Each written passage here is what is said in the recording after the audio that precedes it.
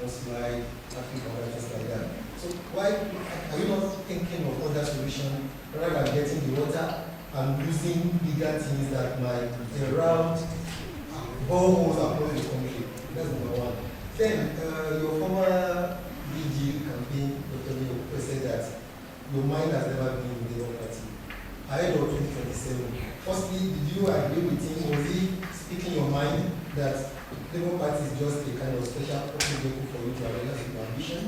Then the second part of that question is, if Labour Party didn't work in 2027, are you moving or where would you like to move? Well, let me again assure you, I'm not talking about the next election. I'm talking about solving the problem of Nigeria. The next election will come in 2027. Nobody knows who will contest in 2027 or those who will not contest.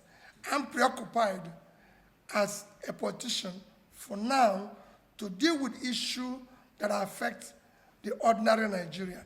In terms of borehole, I said it's a temporary, short-term measure before you have water. If you have a situation where you have accident today, let me tell you, and they take you to hospital, and you need blood, there's an occasion where they will use a bit of a matching blood to deal with the system first until they get the right thing. So it is important that you understand. I didn't say this should be the solution. When I was governor, I did borehole in all the secondary schools. I know that when I was a student, we had a pipe-borne water in the school. But I did borehole because that was a short-term measure. Other people will now continue and do so. We must find a short-term solution to be able to get people to have potable water. And on what is in my mind, only God knows. Point, please. After being spoken, point, please. Yes, Okay. John Akubo is the name. I write for the Guardian. As we are talking about potable water, digging borehole. I don't know if you remember that electricity is a problem now. To even pump the water. What is your thought about that? Solar power. Okay. Then, on the issue of your party, a recent convention by the party portrayed a dysfunctional party, and your foray into politics using Labour Party gave an image to Labour Party. Now that there is a disarray, is it not a moral body that where you were, things that are unimaginable, things that the existing parties, APC and PDP, never did, the Labour Party is doing it. The convention took place without the normal World Congress and the rest of them, and at the convention, they handed over the ticket of 2027 to you, and that of Abia State Government. Don't you think everything is abnormal here? Let me tell you, as you imagine the abnormality in Labour Party, it is not anything to be compared with what is happening in the other two parties. It is far minor, and it's something that will be dealt with. We're dealing with a system. Every system has its up and down, and it will be managed and everything. And I assure you, this will also be dealt with. There's nothing out of control in this exercise. Things go wrong and it's corrected. And I assure you, we'll deal with it. But again, I don't want to focus, but let's focus on the poor people of Nigeria.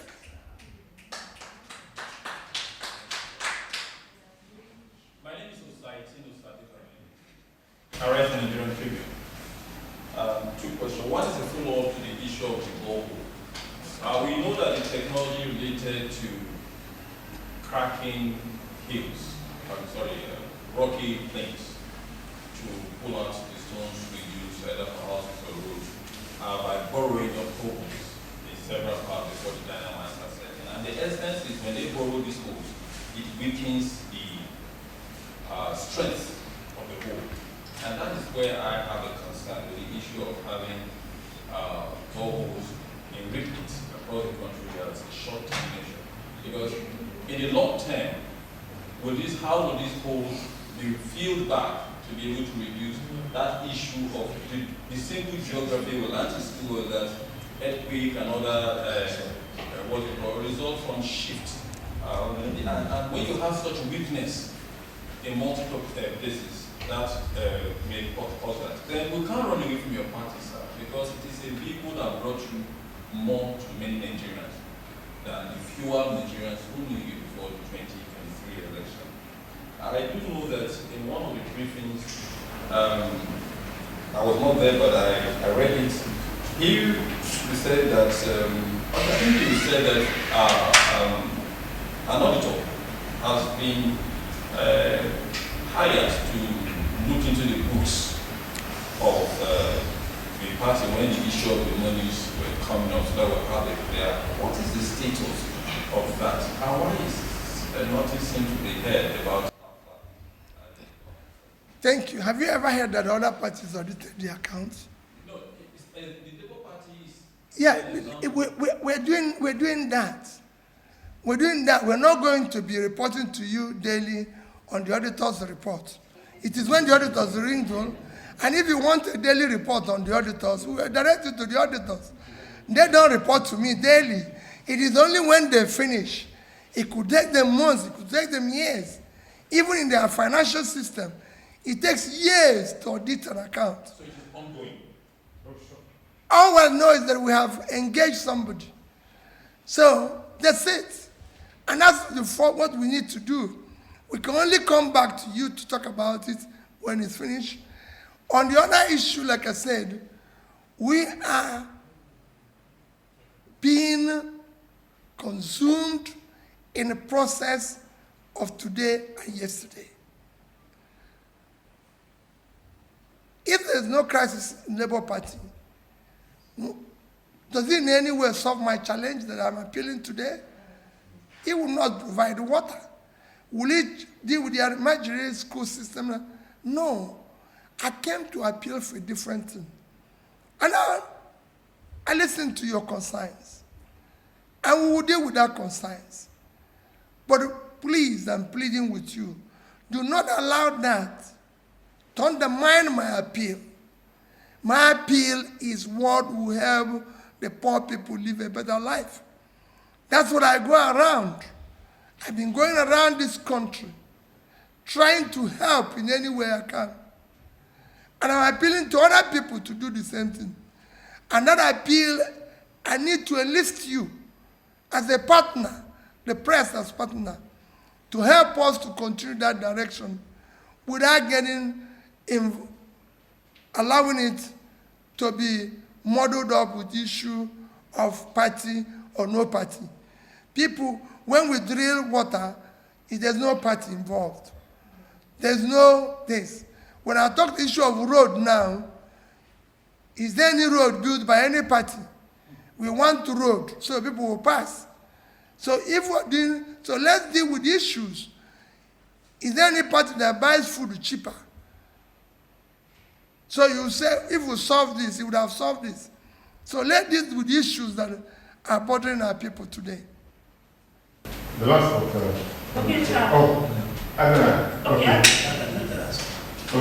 Okay, there is this talk of an alliance between you and Atiku to form a major party. Again, we're going back to my appeal. My appeal this morning is about issues that bother on people. If there's an alliance, will it provide potable water? Will it drill a borehole? If there's an alliance, will it make school work? I will appeal that I will concentrate on this my challenge and leave everything. The day we discuss politics, I assure you people I'll spend time with you. today is strictly to appeal. And I want to enlist you people. In your villages, what I'm saying today is that. And what we're doing in this country is not fair to the people of the country, because we bother ourselves on issues of election, transaction, all sorts of things that does not concern the people. It is about the people. I've never gone to any of where I'm drilling borehole or paying for people to eat and everything and mention party. I will even tell them, I'm not here on campaign. You can vote whoever you want to when the campaign comes. However, I'm here to ensure that I support your well-being. And the well-being of the poor people is my concern 24 hours.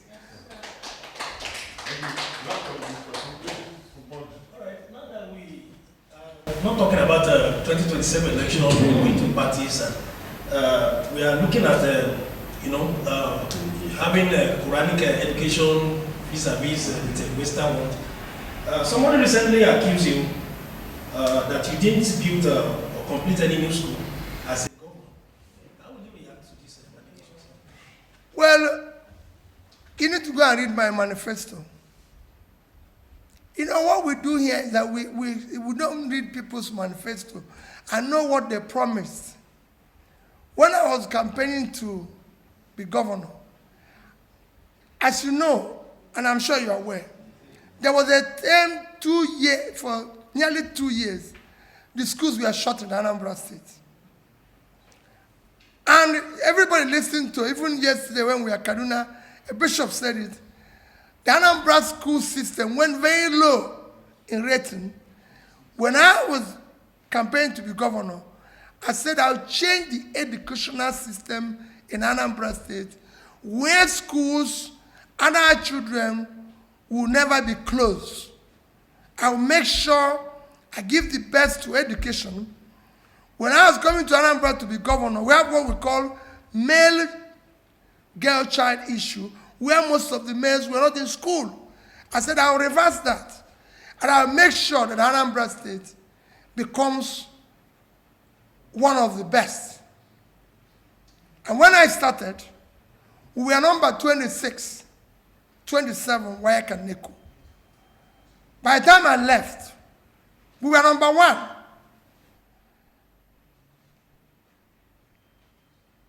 That is what. When I went to Anambra State, I know the state of the schools. When I left, every secondary school in Anambra State had, like I said, a borehole, they had computers, they had vehicles, they have generator. No other state in this country, not one, will say they were able to fit. You can go and ask even providers of computer. Even had, every secondary school had internet. You can go and ask one of the famous makers of computer sets. Let me remember their name now. No, Zynos is the agent we use, but what we bought was the HP. When we ordered computers and desktop tech from HP, they told us, printers, everything, they said, no government can afford this. But we bought them at a go, 30,000 complete sets for our various schools. No government was able to do that. We were able to train our teachers and everything. And the result is what you're seeing today. And to even go further, while I do not know who said that, and I don't want to know, but let me help you further. The only measure of development while I served as a governor is Millennium Development Goals, which was initiated in the year 2000 with Nigeria and over 150 countries as signatories. That is what China used to change. the MDG goals by the year 2008. That is clear 8 years after I had started. But by the time it was concluded in 2015, Anambra was #1 in implementation of that. I was even invited to United Nations to come and talk about my experience. That is measured by UNDP. This is not a measurement where you say Peter has scored himself high. And I can tell you, our school, our hospitals, and our system became model for every other person. So I believe that we did the right thing. Those who are looking for the wrong thing, what I promised the people I delivered. I live in Anambra State today. I live in Onitsha. I'm just going there now. Thank you. Thank you very much, Mr. Thank you very much for coming out. Thank you. And God bless you. Thank you, Excellency. Thank you. He didn't score himself. UNDP scored him.